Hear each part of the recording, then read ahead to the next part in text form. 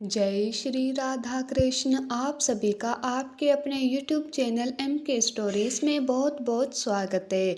आइए आज आप सब सुनेंगे गुरुवार व्रत की कथा। प्रत्येक गुरुवार को जो कि भगवान बृहस्पति देव की कृपा प्राप्ति के लिए व्रत को धारण किया जाता है। जो भी भक्त सच्ची श्रद्धा के साथ नियम और निष्ठा के साथ गुरुवार का व्रत धारण करते हैं तो भगवान बृहस्पति देव की कृपा से उनके सभी प्रकार के दुख और कष्ट दूर होते हैं तथा सभी प्रकार के सुख और समृद्धि की प्राप्ति होती है। गुरुवार के दिन चाहिए कि इस दिन केले के पेड़ के नीचे जो कि अच्छी प्रकार से साफ सफाई करके वहां पर आसन लगा करके गुड़ मिश्रित जल जो कि केले के वृक्ष में डालना चाहिए। एक दीपक प्रज्वलित करके भगवान बृहस्पति देव को विशेष प्रकार से जो कि पीला पुष्प अर्पित करें, पीला चंदन अर्पित करें, धूप और दीप दिखाएं, अनेक प्रकार का नैवेद्य अर्पित करें। विशेष करके गुड़ और चने की दाल का भगवान को भोग लगाना चाहिए, मुनके का भोग लगाना चाहिए और फिर गुरुवार व्रत का कथा श्रवण करना चाहिए। जहाँ पर भी केले का वृक्ष ना हो तो आप भगवान बृहस्पति देव की फोटो या प्रतिमा रख के उनका पूरे विधि विधान के साथ पूजन करें। भगवान बृहस्पति देव अपने भक्तों के सभी प्रकार के मनोरथों को सिद्ध कर देते हैं। तो आइए सुनते हैं गुरुवार व्रत की कथा।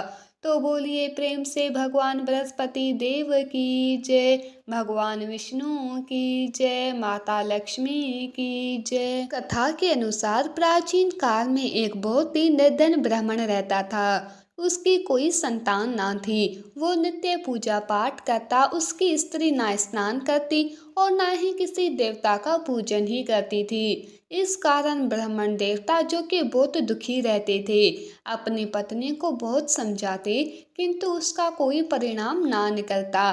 भगवान की कृपा से ब्राह्मण के यहाँ एक कन्या उत्पन्न हुई। कन्या बड़ी होने लगी। प्रातः स्नान करके वो भगवान विष्णु का जप करती, बृहस्पतिवार का व्रत भी करने लगी। पूजा पाठ समाप्त कर जब पाठशाला जाती तो अपने मुट्ठी में जौ भरकर ले जाती और पाठशाला के मार्ग में डालती हुई जाती थी। लौटते समय वही जौ जो कि स्वर्ण के हो जाते थे तो उसको बीन कर घर ले आती थी। एक दिन वो बालिका सूप में उन सोने के जौ को फटक कर साफ कर रही थी कि तभी उसकी माँ ने देख लिया और कहा कि हे बेटी, सोने की जौ को फटकने के लिए सोने का सूप भी तो होना चाहिए। दूसरे दिन गुरुवार था।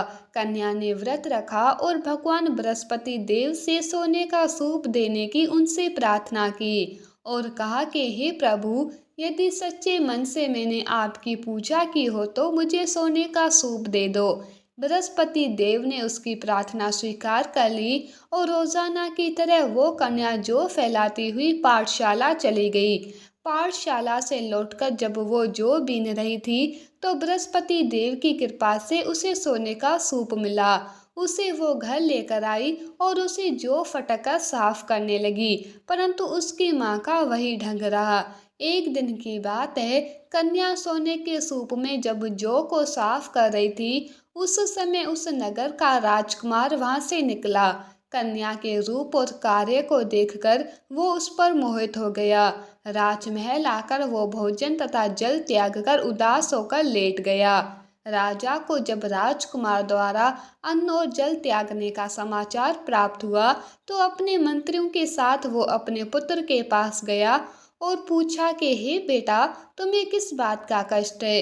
किसी ने तुम्हारा अपमान तो नहीं किया अथवा कोई और कारण है? मुझे बतलाओ, मैं वही कार्य करूँगा जिससे तुम्हें प्रसन्नता की प्राप्ति हो सके। अपने पिता की बातें सुनकर राजकुमार बोला कि हे पिताजी, मुझे किसी बात का दुख नहीं है। किसी ने मेरा अपमान भी नहीं किया है, परंतु मैं उस लड़की के साथ विवाह करना चाहता हूँ जो लड़की सोने के सूप में जौ को पटक कर साफ कर रही थी। राजकुमार ने राजा को उस लड़की के घर का पता भी बता दिया। मंत्री राजा के कहने पर उस लड़की के घर गया। मंत्री ने ब्राह्मण के समक्ष राजा की ओर से निवेदन किया और फिर कुछ ही दिनों के बाद ब्राह्मण की कन्या का विवाह राजकुमार के साथ संपन्न हो गया और फिर क्या था, कन्या के घर से जाते ही ब्राह्मण के घर में पहले की भांति गरीबी का निवास हो गया। एक दिन दुखी होकर ब्राह्मण अपनी पुत्री से मिलने के लिए गया। बेटी ने पिता की अवस्था को देखा और अपनी माँ का हाल पूछा। ब्राह्मण ने सभी हाल कह सुनाया। कन्या ने बहुत सा दंड देकर अपने पिता को वहां से विदा कर दिया। लेकिन कुछ ही दिनों के बाद फिर वही हाल हो गया। ब्राह्मण फिर से अपने कन्या के यहाँ गया और सभी हाल कहा तो पुत्री बोली कि हे पिताजी, आप माता जी को यहाँ लिवा लाओ, मैं उन्हें ये विधि बता दूंगी जिससे कि गरीबी दूर हो जाए। ब्राह्मण देवता अपनी स्त्री को साथ लेकर अपनी पुत्री के पास राजमहल पहुंचे तो पुत्री अपनी माँ को समझाने लगी कि हे माँ, तुम प्रातःकाल स्नान आदि करके विष्णु भगवान का पूजन करो और बृहस्पतिवार का व्रत करो तो तुम्हारी सभी दरिद्रताएं दूर हो जाएंगी। परंतु उसकी माँ ने उसकी एक भी बात नहीं मानी। वो प्रातःकाल उठते ही अपनी पुत्री के बच्चों का जूठन को खा लेती थी। एक दिन उसकी पुत्री को बहुत गुस्सा आया। उसने अपनी माँ को एक कोठरी में बंद कर दिया और फिर प्रातःकाल उसे स्नान आदि करवा कर उससे पूजा पाठ करवाया।